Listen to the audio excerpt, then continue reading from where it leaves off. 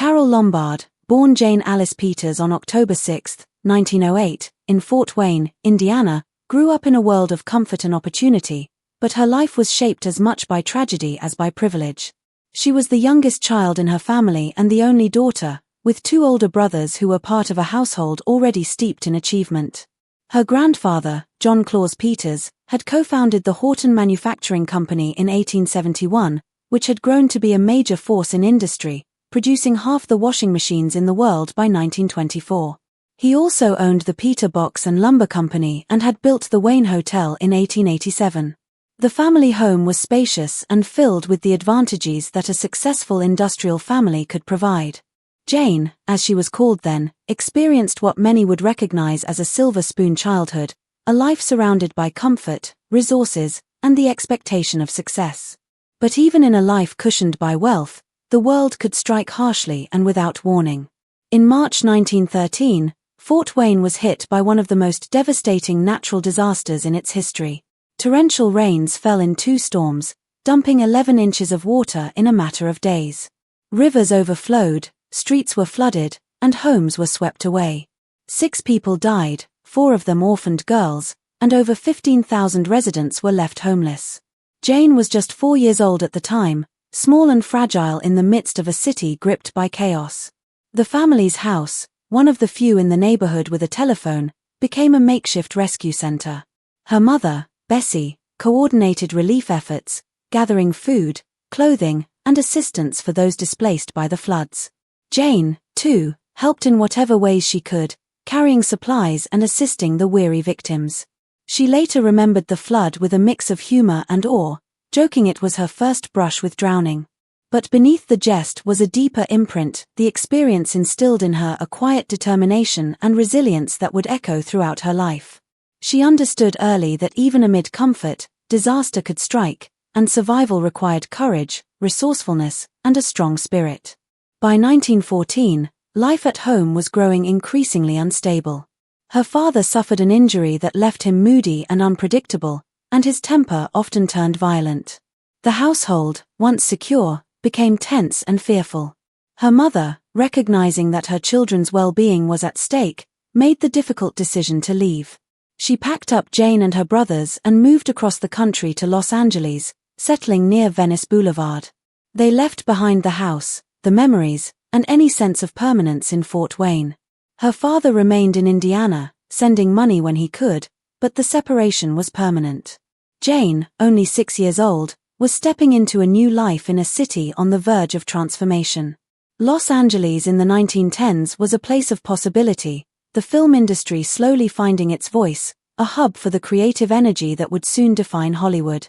For Jane, the move was both an escape and an introduction to a world where dreams could be pursued and sometimes shattered. Even as a child, Jane's vitality and athleticism were evident. By the age of 12, she excelled in running, swimming, volleyball, and other sports, often outperforming boys her own age. She was fearless and competitive, willing to push herself physically in ways most girls were not encouraged to do at the time.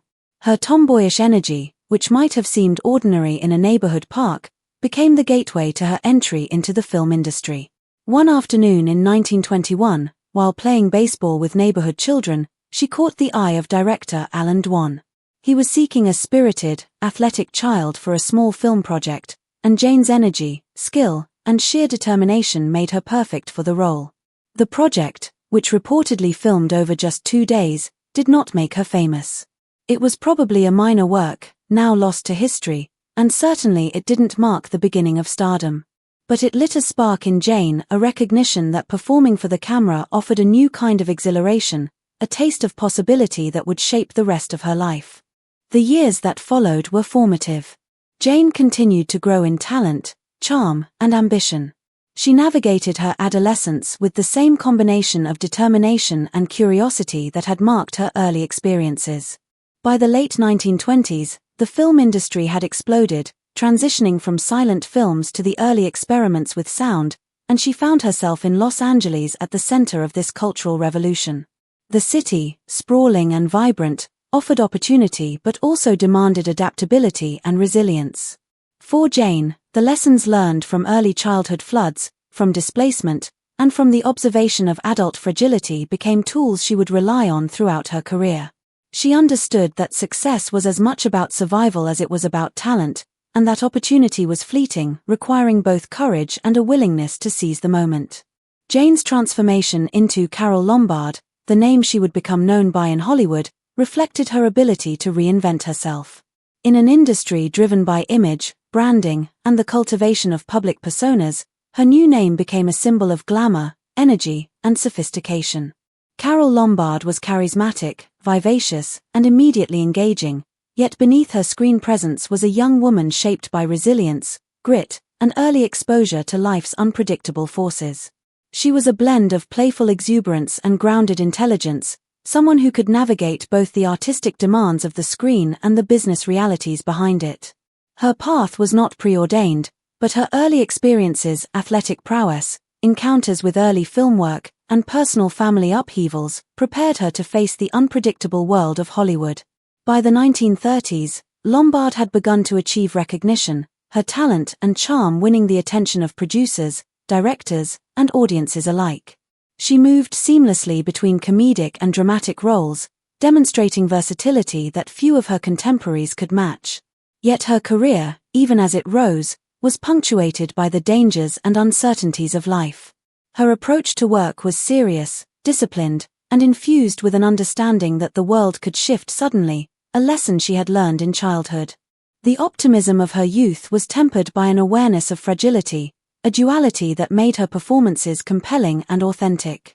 Audiences responded not only to her beauty or charm but to an underlying sense of depth and complexity, the reflection of a life lived with attention and intensity. Despite her growing fame, Lombard maintained a sense of groundedness and generosity. She valued relationships and often acted with a thoughtfulness that extended beyond the screen. Her early exposure to hardship had instilled empathy. She understood what it meant to be displaced, overlooked, or at risk. These qualities informed both her personal life and professional conduct. In Hollywood, an environment often marked by superficiality and competition, her ability to connect genuinely with people around her set her apart. She was ambitious, certainly, but not at the expense of humanity or decency. This combination of intelligence, humor, athleticism, and empathy became her signature, defining her legacy and making her more than just a star, but an enduring figure whose impact would be remembered long after her work on screen. Tragically, her life was cut short on a January night in 1942, when the plane she was traveling on crashed. The circumstances surrounding the crash were complex and frustratingly avoidable. The pilot veered 7 miles off course into restricted airspace, a decision that would have fatal consequences. Military passengers, who had been scheduled to fly, were bumped at the last minute, altering the plane's load and fuel considerations. Wartime blackouts had disabled navigation beacons, further complicating the flight. For decades, these logistical details were cited as contributing factors, yet they did not tell the full story. A key witness saw something moments before the crash, evidence that investigators initially ignored. Only with later scrutiny did the full circumstances become clearer, revealing the accident as a convergence of preventable errors, bad luck, and overlooked details. Carole Lombard's death was sudden, shocking, and deeply mourned, leaving Hollywood and her fans grappling with the loss of a luminous talent. Lombard's legacy, however, extends beyond the tragic circumstances of her death. Her story illustrates the ways in which personal resilience, opportunity, and talent can intersect with historical and cultural shifts to create remarkable outcomes. She rose from a childhood marked by disaster and family instability to become one of Hollywood's brightest stars, navigating the unpredictable waters of fame with intelligence, charm, and integrity. Her life offers lessons in perseverance, in the importance of seizing opportunities when they appear, and in the capacity of individuals to shape their destinies even when circumstances seem against them. Lombard's influence persists in the performances she left behind, in the memories of those who knew her, and in the enduring fascination with her story, a reminder that even amidst glamour and success, human lives are shaped by resilience, courage, and the ability to navigate both triumph and tragedy. Her early experiences, the Fort Wayne flood, the upheaval of moving to California, her athletic successes, and her first taste of film work laid the foundation for the woman she would become. Each challenge she faced provided a lesson in adaptability and courage, and each opportunity she embraced allowed her to refine her craft and public persona. Lombard's career reflects the evolution of the American film industry itself, a period of experimentation, transition, and expansion that mirrored her own personal development. In studying her life, one can see not only the arc of a star but also the story of a young woman negotiating identity, ambition, and artistry in a rapidly changing world. Even as she became a household name, Lombard never lost touch with the qualities that had first distinguished her: vitality, fearlessness, intelligence, and empathy. She brought these attributes to every role she played, infusing characters with authenticity and energy. She could be playful and humorous, yet capable of delivering depth and nuance, a balance few performers achieve. Beyond the screen, these same qualities informed her interactions with colleagues, friends, and family. She was known for kindness, generosity, and a certain groundedness that kept her connected to the world outside Hollywood glamour. Her story is a reminder that true talent is often inseparable from personal character, and that the way one navigates life's challenges can be as defining as any professional accomplishment. Ultimately, the story of Carole Lombard is one of contrast between privilege and adversity, between youthful exuberance and adult responsibility, between fleeting life and enduring impact.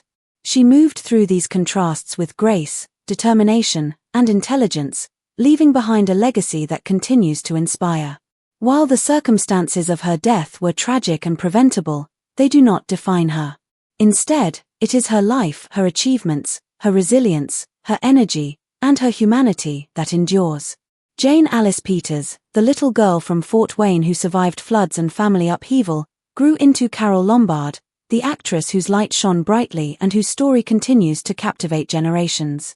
Her life reminds us that the paths we walk, the challenges we overcome, and the talents we nurture all contribute to the enduring impact we leave on the world. By the time she was 15, Jane Alice Peters, now beginning to step into the world of performance, had become the queen of her school's May Day Carnival, a sign of her early charm, confidence, and popularity. Her energy and ability to shine in front of a crowd were already apparent. She had learned to be noticed, to hold the attention of others, and to project charisma, all of which would serve her well in Hollywood. The following year, in October of 1924, at just 16, she took the first real professional step in her acting career, signing a contract with Fox Film. The contract paid her $75 a week at the time, a modest sum, though equivalent to about $2,300 a week in today's money. It was a significant opportunity for a girl of her age, one that promised a path into a rapidly growing and competitive industry. Her mother, Bessie, played a crucial role in arranging the screen test that led to the contract, working with the influential Hollywood columnist Luella Parsons, often called the Gossip Queen for her insider knowledge of the studio world. The studio executives, however, were not impressed with her last name, Peters. It didn't have the glamour or memorability they desired for a rising star. So, they renamed her Carole Lombard, a name that would eventually become iconic in Hollywood.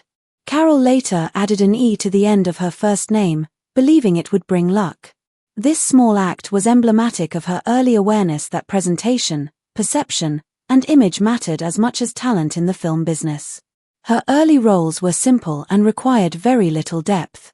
She appeared in films where her job was to simper, scream, or smile at well-known cowboy actors such as Tom Mix and Buck Jones. These roles were mostly decorative, intended to add charm or beauty to the screen rather than to showcase complex acting ability. It was a starting point, a way into the industry, and Carole approached it with energy and professionalism. However, her young career and personal life were soon disrupted by a serious accident that left a lasting impact on both her appearance and her approach to acting. On September 19, 1927, when she was 18, Carole was riding along Santa Monica Boulevard with her 16-year-old boyfriend, Harry Cooper. Their car collided with another vehicle in a sudden and violent crash. Carole was thrown through the windshield, and a shard of glass cut deeply across her face, from the bridge of her nose, across her left cheek, and under her eyebrow.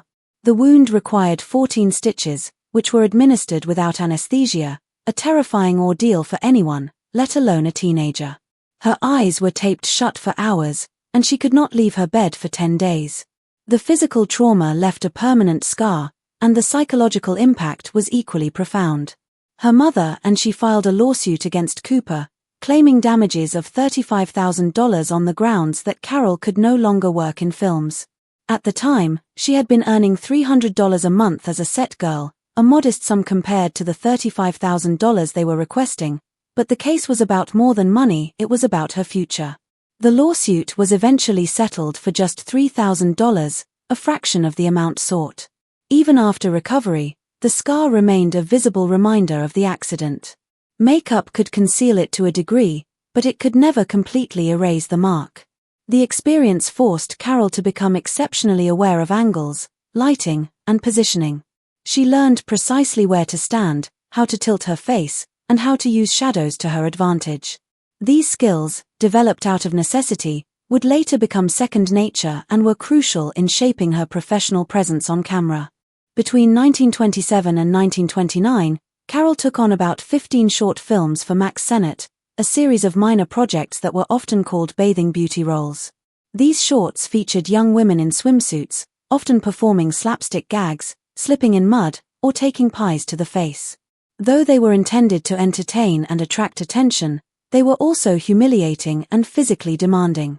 Sennett, understanding Carole's recent facial injury, dubbed her Carole of the Curves as a way to draw attention away from her scar. The shorts paid very little, and most women appearing in them were not credited, but Carole learned valuable skills from these projects. They taught her physical timing, comedic rhythm, and how to maintain energy and presence under difficult conditions. She later reflected that these seemingly humiliating roles were actually the foundation of her real acting career, giving her skills that more glamorous parts would later require. Despite her growing experience, Hollywood continued to pigeonhole her. Critics often dismissed her as merely pretty and shallow, and studio bosses were more interested in her physical appeal than in her ability to convey depth or intelligence. Even in films like Marriage and Transit in 1925, where she demonstrated potential, she was cast in roles that emphasized her looks rather than her talent. The industry's narrow perception of her could have discouraged a lesser performer, but Carole persisted, understanding that recognition would not come automatically. She had to fight to be seen, to demonstrate that she could bring more than beauty to the screen. By 1928, her efforts began to yield results. Pate Exchange, a smaller studio, started giving her more substantial roles. She appeared in features such as Showfolks and Ned Makeup's Daughter, and in 1929, she finally participated in her first talkie, a high-voltage transition to the era of sound films. The news of her rising prominence spread, and she began to gain attention in Hollywood. However, progress was slow, and the work remained grueling. She had to juggle responsibilities, appearing in Pate Exchange's features while continuing to fulfill her obligations to Max Sennett's comedy shorts. The workload was heavy, and she was exhausted. Her family's financial situation added pressure as well. Her father's support was no longer reliable, and the need to succeed in a competitive, often capricious industry became increasingly urgent. One of the films from this period, Me Gangster in 1928, allowed Carole to display a wider range of her acting abilities. In this film, she demonstrated nuance, emotional depth, and the capacity to convey complex reactions, skills that had been nurtured in smaller roles and through her disciplined study of angles, timing, and expression. Each role she took, no matter how minor, was a learning experience, teaching her the mechanics of screen performance, the rhythms of comedy, and the subtle cues that allowed actors to convey authenticity. These lessons, combined with her natural charm and intelligence, enabled her to gradually move beyond the limitations imposed by typecasting. Even as she began to receive more meaningful roles, the industry continued to struggle with seeing her for more than her appearance. Studio executives often prioritized visual appeal over talent, and she was repeatedly cast as the dumb blonde, a trope that diminished her abilities and misrepresented her true potential. Carole's resilience, however, kept her moving forward. She learned to navigate the studio system, balancing small parts with more ambitious projects, all while developing a sharp sense of professionalism. Her understanding of lighting, framing, and angles, skills honed after her facial accident, gave her an edge that many contemporaries lacked. She could make every shot count, using not just her beauty but her intelligence and timing to elevate even minor roles. By 1929, Carole Lombard was starting to emerge as a force in Hollywood, though the path remained difficult. She had survived personal injury, financial uncertainty, and the limitations imposed by typecasting. Her perseverance, creativity, and willingness to endure challenges positioned her to break into more significant, career-defining roles. Each small project, each slapstick short, and each minor feature contributed to her growing mastery of the craft. The young actress who had once been a tomboy on the baseball field in Los Angeles had become a professional navigating a complex, demanding industry with skill, determination, and an unshakable work ethic. Carole Lombard's early career, therefore, was shaped by a mixture of adversity, determination, and the gradual accumulation of experience. The accident on Santa Monica Boulevard, the harsh realities of studio work, the physical demands of short films, and the constant typecasting all contributed to her growth. She learned that survival in Hollywood required more than beauty, it required intelligence, timing, strategic thinking, and resilience. By the end of the 1920s, she had transformed from a talented but overlooked teenager into a capable, aware, and increasingly recognized actress, ready to claim a place in the rapidly evolving world of American cinema. By the early 1930s, Carole Lombard was finally starting to get noticed in Hollywood. Film Daily praised her performance in The Racketeer, calling it her best work so far. But recognition didn't mean safety. She still had to navigate the pressures and unpredictability of the film industry. On June 26, 1931, at the age of 22, she married William Powell, who was 38 at the time. Carole promised to be the best wife anyone could ask for, but their marriage lasted just over 2 years. Powell was calm, clever, and serious, while Carole was wild, funny, and outspoken. In her later years, she admitted it wasn't a specific problem or job that ended their marriage, it was simply who they were as people. In August 1933, she filed for divorce in Lake Tahoe. Despite the split, they remained friends and even acted together later in My Man Godfrey. The headlines, however, hurt her image.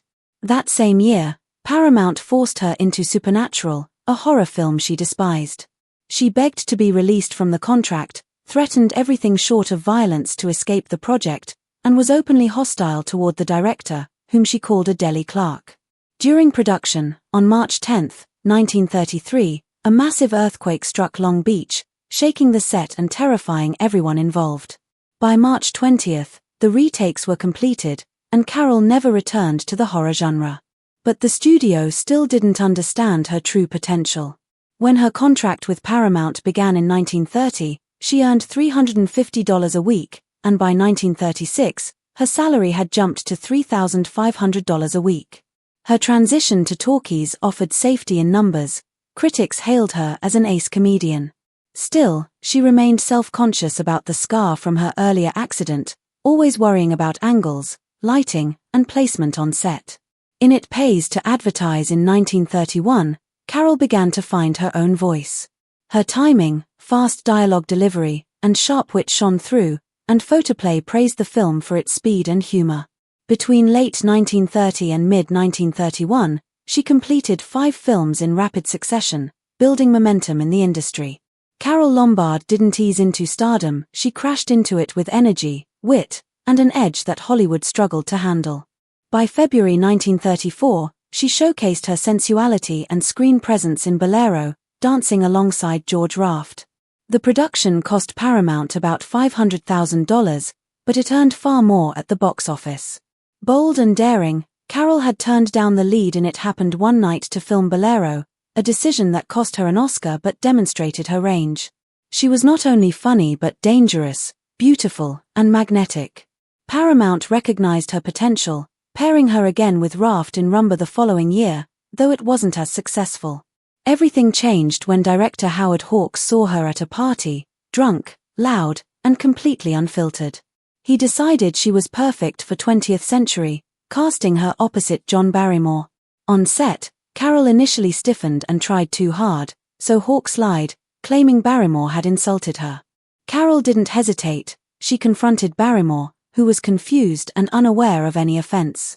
That confrontation unleashed her real self on camera, and critics responded with awe, saying it was like watching a new woman emerge. Carole Lombard had officially become a star. But tragedy struck on September 2, 1934. Her boyfriend, singer Russ Columbo, died in a bizarre accident while visiting a friend. An antique pistol, accidentally discharged, struck him in the head, killing him instantly. He was only 26. Carole had been scheduled to have dinner with him that night. Instead, she attended his funeral beside Bing Crosby. She never spoke of him in detail afterward, though she told the press they had been engaged. Some believe her grief never truly left her. By November 1935, Carole returned to form with Hands Across the Table, playing a manicurist torn between love and practicality, opposite Fred MacMurray. Their chemistry was electric, and they went on to make 3 more films together.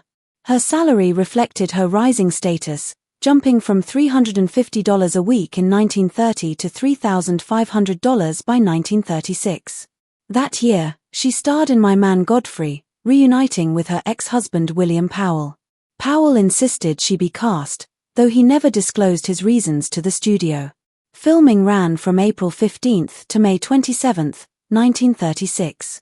Carole earned $45,000, while Powell received $87,500.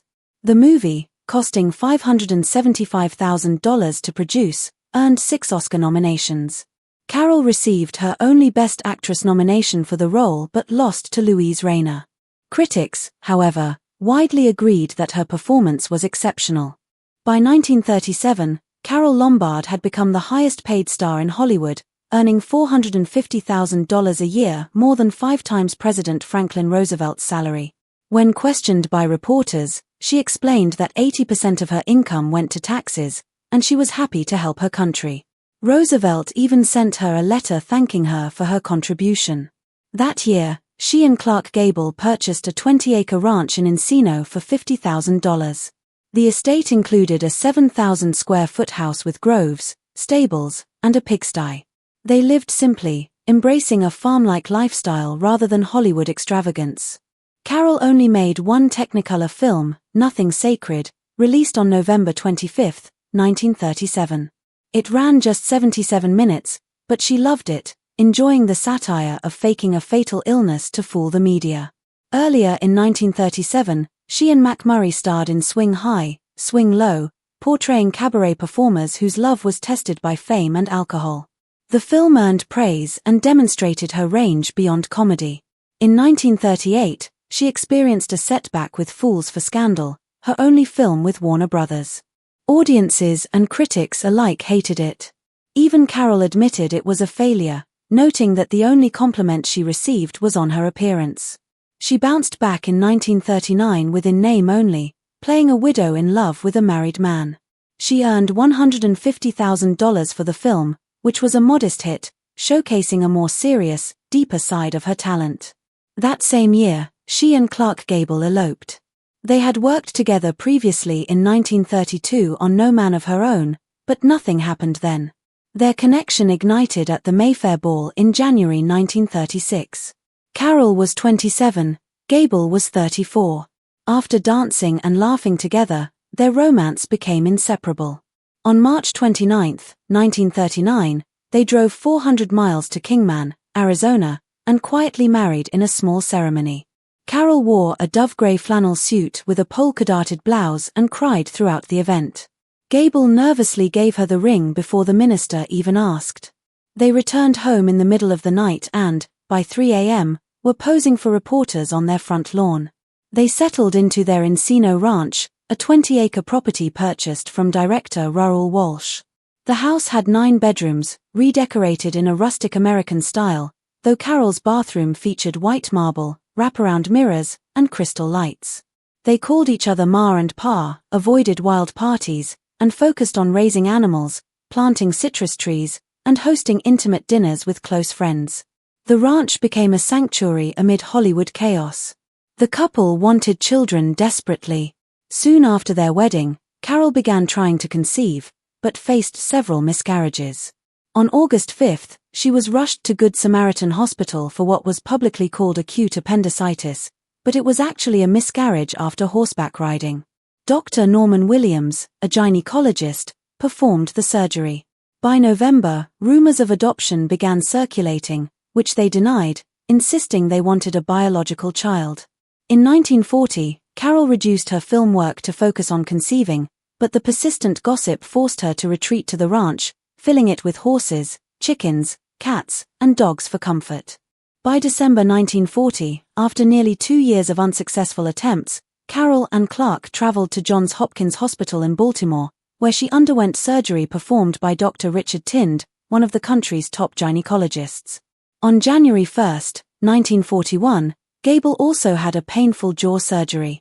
While in Baltimore, they met the governor, visited the Naval Academy, and helped a young girl, Agnes Valentine, by signing a body cast. Before leaving, they sent 68 pounds of chocolate to the Children's Hospital. Despite these efforts, rumors about Carole's pregnancy persisted, frustrating her further. After Pearl Harbor on December 7, 1941, Carole encouraged Clark to join the Hollywood Victory Committee, but when he declined, she took the initiative herself. In January 1942, she led a war bond tour in Indianapolis, raising over $2 million in a single day, 4 times the expected quota. She sang the national anthem, signed autographs, and smiled through exhaustion, all while insisting Clark stayed home. Carole insisted on flying back to join him, despite the dangers. On January 16, 1942, TWA Flight 3 took off under wartime blackout conditions. The plane, carrying Carole and 21 others, veered slightly off course and crashed into Mount Potosi near Las Vegas at 7,770 feet elevation. All on board died instantly. Carole's body was found burned and headless, identified by a strand of hair and 1 diamond earring from Gable. Her wedding ring was never recovered. Clark offered $10,000 to anyone who could find it and searched for years, keeping a charred ruby from the earring as a memento. Her funeral, held January 21, 1942, at Forest Lawn Memorial Park, followed her will's specifications, with only 46 guests, including William Powell, Spencer Tracy, and other close friends. President Roosevelt sent a telegram praising her as a star the nation would never forget. Clark was devastated, losing weight and turning to alcohol. He wore a locket containing Carole's hair and ruby and eventually joined the Army, flying combat missions. On May 16, 1944, the SS Carole Lombard was launched, rescuing hundreds during the Pacific War. Her final film, To Be or Not to Be, was released 2 months after her death. A comedy about Nazis, it succeeded against expectations and was preserved in the National Film Registry in 1996. In 1999, the American Film Institute ranked Carole Lombard as the 23rd greatest female screen legend of all time. When Clark Gable died on November 16, 1960, he was buried beside Carole, ensuring their love endured beyond death. He never stopped wearing the locket containing her hair and ruby and remained devoted to her memory until the end.